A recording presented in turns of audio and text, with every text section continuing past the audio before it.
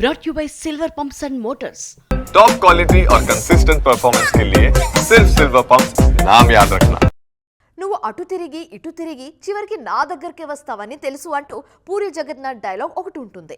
పూజా హెగ్డేకు ఈ మాటలు అచ్చుగుద్దినట్లుగా సరిపోతుంది. ఇప్పుడు మరి ఈ డైలాగ్కు సరిపోయేంతగా పూజ ఏం చేస్తున్నారో, అసలు ఆమె చేసిన పనేంటి, ఎక్కడెక్కడో తిరిగి చివరికి ఎక్కడికి వచ్చి ఆగారు, అసలు ఏంటి స్టోరీ? చెప్పడానికి ఏం లేదు, ఒక్కటే మాట. కొన్నేళ్లుగా తెలుగు ఇండస్ట్రీలో పూజా హెగ్డేకు బ్యాడ్ డేస్ నడుస్తున్నాయి. చెప్పుకోవడానికి హిట్స్ లేవు, చేయడానికి చేతిలో సినిమాలు లేవు.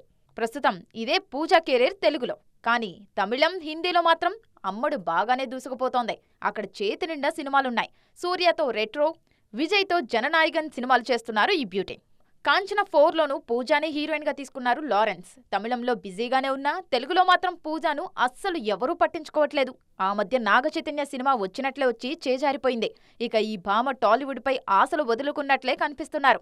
సరిగ్గా ఇదే సమయంలో డిజిటల్ వైపు అడుగులేస్తున్నారు బుట్టబొమ్మ. ఈ మధ్య స్టార్ హీరోయిన్లు వెబ్ సిరీస్ల వైపు అడిగేస్తున్నారు. ఒకరో ఇద్దరో కాదు, కాజల్, తమన్నా నుంచి సమంత, కీర్తి సురేష్ లాంటి ట్రెండింగ్ బ్యూటీస్ వరకు అంతా వెబ్ సిరీస్లపై ఫోకస్ చేస్తున్నారు. కీర్తి అయితే నెట్ఫ్లిక్స్ కోసం ఈ మధ్యే అక్క అనే సిరీస్ చేశారు. త్వరలోనే ఇది విడుదల కానుంది. పూజా హెగ్డే కూడా నెట్ఫ్లిక్స్ కోసమే ఓ వెబ్ సిరీస్ సైన్ చేసినట్లు తెలుస్తోంది.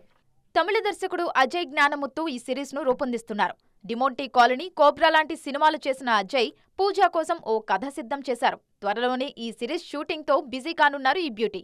మరి పూజా హెగ్డే డిజిటల్ జర్నీ ఎలా ఉండబోతోందో చూడాలి.